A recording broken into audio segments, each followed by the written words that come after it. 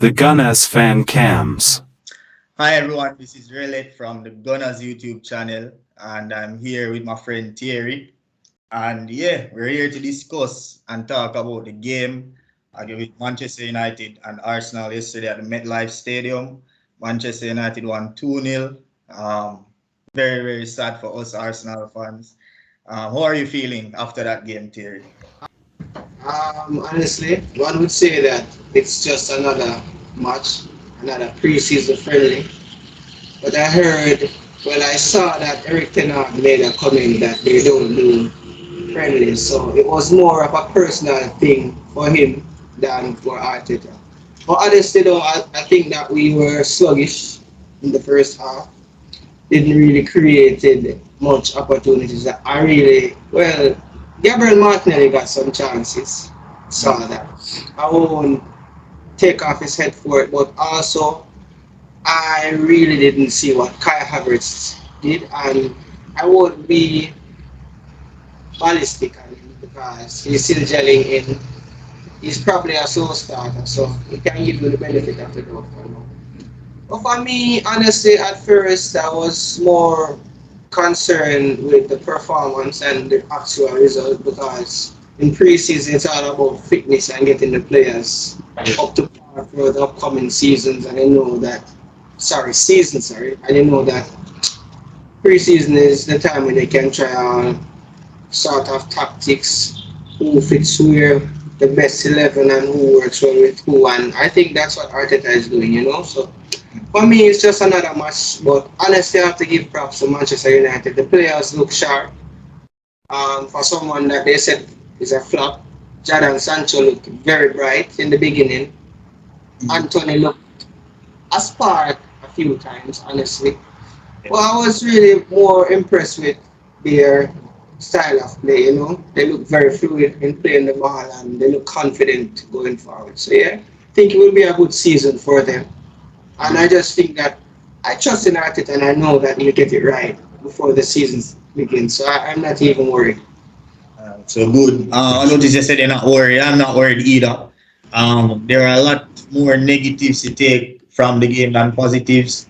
And you stated almost all the negatives. Any positives at all as far as Arsenal fans could look forward to, like based on that game, or is it one that you just Well, say yes, it's for one of the game us, and move the on? game, we finished the game injury free. Saw that Ahmad Diallo is injured again for another preseason, and that is quite tragic because he's a very talented young player. He's a prospect for me. I've always watched him. But I mean, the positive is that we have a lot to work on, and I can see where the team is slowly gelling together and seeing that with a little more game time, a little more fitness, the correct strategy and tactics will be implemented for the players. So yeah, that's a positive for me. All right, cool. So let's head into the upcoming matches then. So, next up we have Barcelona, we have Monaco, and then we'll have Manchester City in the Community Shield right before the Premier League season begins. So what are you expecting out of these three matches, especially Barcelona, seeing that we lost to Manchester United? What type of reaction are you looking for? Do you want to see Arteta starting his real team now? Do you want to see more players getting minutes? What do you want to see? Honestly, like I said, I'm more concerned about the performance. So, and Arteta really doesn't have good squad rotation in his mind. I've seen that in the past few seasons. I know the team has a greater depth, so I'll see how well he works with these players, and I also want to see other players get minutes, so who can fit in the best. Say, for instance, something happens in the season, for example, like what happened to Saliba last season. I ought to see a player step up and carry the mantle just as good as Saliba carried the mantle for us because that was a costly injury for us. So, yeah, I think I just want to see a better performance, good squad rotation, and the players should be more cohesive and more intricate in the final third. So, yeah, that's what I want to see personally. Yeah, I agree with you as well with the Saliba thing, but I think it was more about Arteta's stubbornness than Saliba's injury. Because remember, we did have Kivior, and Arteta decided that he was going to insist on playing holding until eventually he just decided to play Kivior and take out holding. But by then it was too late, right? So yeah, bro, I do agree with you, but I think that's one thing that Arteta needs to develop, like making these decisions, being proactive with his decisions and not waiting until things have gone bad to change, right? Being a bit braver with his decisions on field, because off the field he's very brave with his decisions, but on the field I think he just needs to work on that. So how about the signings?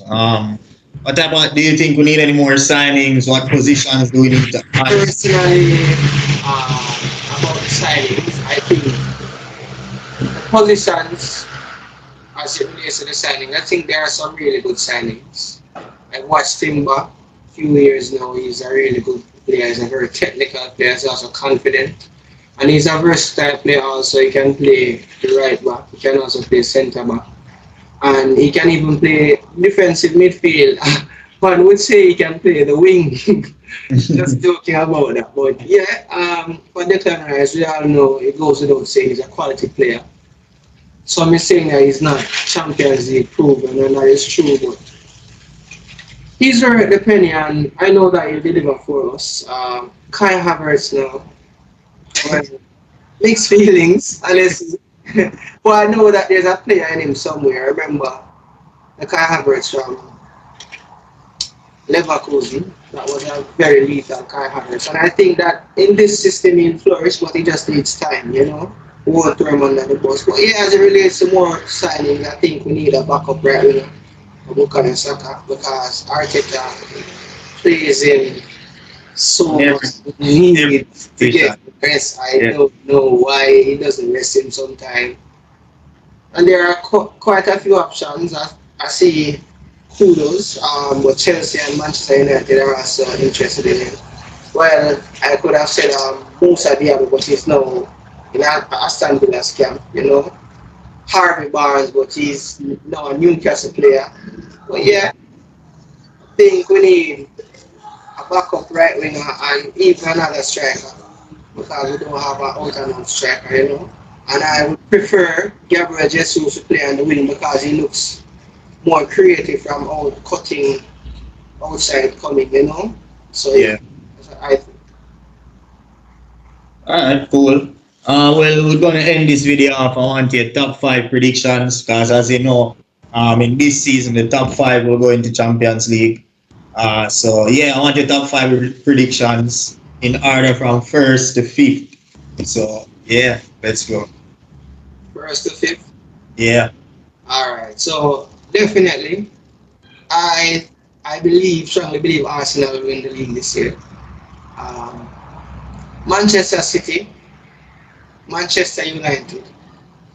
Alright, so it's Liverpool, Newcastle.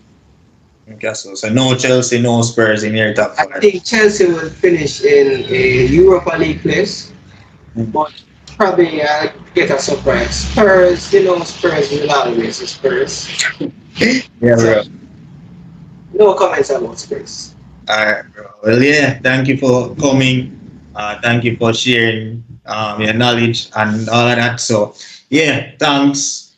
That's the end of the show, guys. Like, subscribe, leave a comment, And share. Yeah, tell a friend, tell a friend. It's a pleasure, bro. Yeah. The Gunners Fan Cams.